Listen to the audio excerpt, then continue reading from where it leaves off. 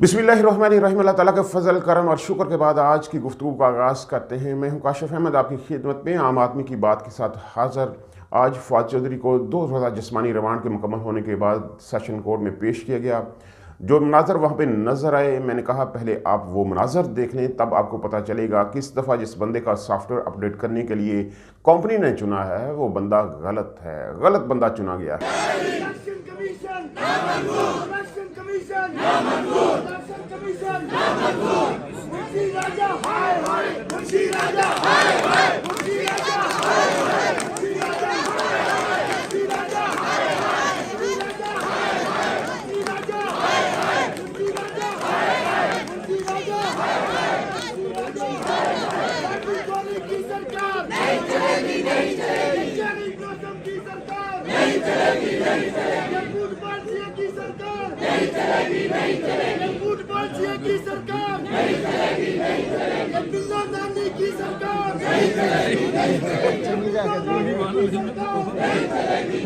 एक बात तो तय है कि जो कंपनी के स्क्रिप्ट राइटर और डायरेक्टर हैं, रजीम चेंज ऑपरेशन के स्क्रिप्ट राइटर और डायरेक्टर जो हैं वो अंदर से कंपनी के साथ नहीं है, वो इमरान खान के साथ हैं।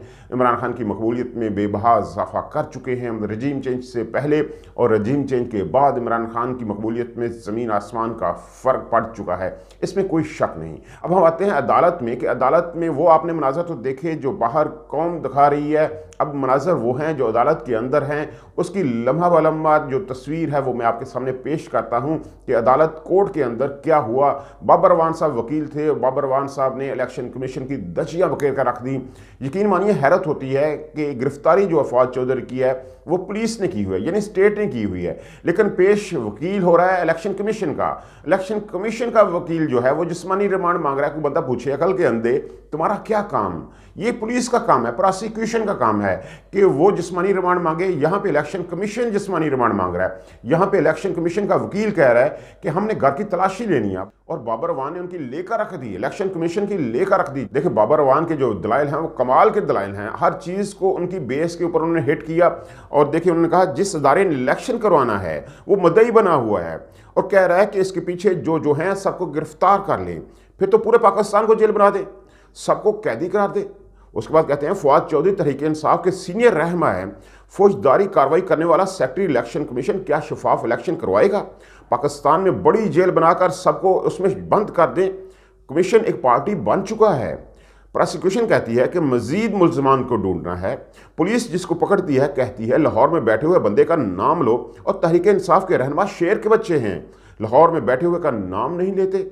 उसके बाद कहते हैं कि बोलता है। यहाँ एक आया था जो कहता था डॉलर 100 रुपये का कर दूंगा, वो भी बोलता है। एक मखसूस बोलने वाले के खिलाफ कार्रवाई हो रही है।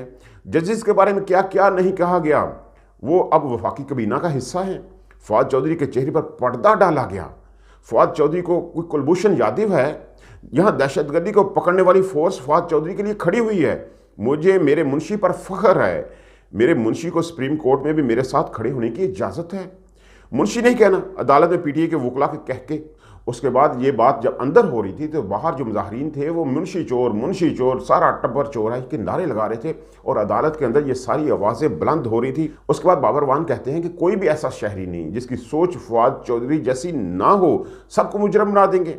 5वीं क्लास का तालिब इल्म भी वॉइस मैसेजिंग पर यही कहता है कि मुंशी चोर है, मुंशी ने देखो इन चोरों को डिफेंड किया हुआ है। तो क्या आप सब बंदों को गिरफ्तार कर लेंगे? इनको बस एक नाम चाहिए, प्रोसिक्यूशन को सिर्फ एक नाम चाहिए, और वो नाम है इमरान खान का नाम। इस सारे केस के अंदर जो है वो एक दिलचस्प मरहला भी आया जब जज ने कहा कि बाबर अवान साहब दलाइल ज़रूर दें, आपका हक है, लेकिन प्लीज़ थोड़े से मुख्तसर कर दें, आज मेरा जन्मदिन है। तो बाबर अवान साहब ने कहा कि इस जन्मदिन के ऊपर कोई अच्छा फैसला कीजिएगा, कोई मामला को ख़राब ना कर दीजिएगा। उसके बाद कहते हैं कि इलेक्शन कमीशन ने बतौर हुकूमत खुद को बना लिया है। इलेक्शन कमीशन का काम इंतखाबात करवाना नहीं है। इस्लामाबाद बल्दियाती इंतखाबात से एक रात कबल इलेक्शन कमीशन भाग गया। इलेक्शन कमीशन आइन की खुली खिलाफ वर्जी कर रहा है। उसके बाद कहते हैं वज़ीर-ए-आज़म के खिलाफ अदम एतमाद वोट में लोगों को ख़रीदा गया। फवाद चौधरी के बयान की वीडियो मौजूद है। तफ्तीश और क्या करनी है आपने। उसके बाद बाबर अवान साहब ने इस मुकदमे को डिस्चार्ज करने की जो दरख्वास्त जो है वो जैसा हमने कर दी। जो प्रोसिक्यूशन के दलाइल हैं वो भी मुकम्मल हो चुके हैं, बाबर अवान साहब के दलाइल भी मुकम्मल हो चुके हैं, फ़ैसला महफूज हो चुका है, कुछ लम्हात में ये फ़ैसला सामने आ जाएगा।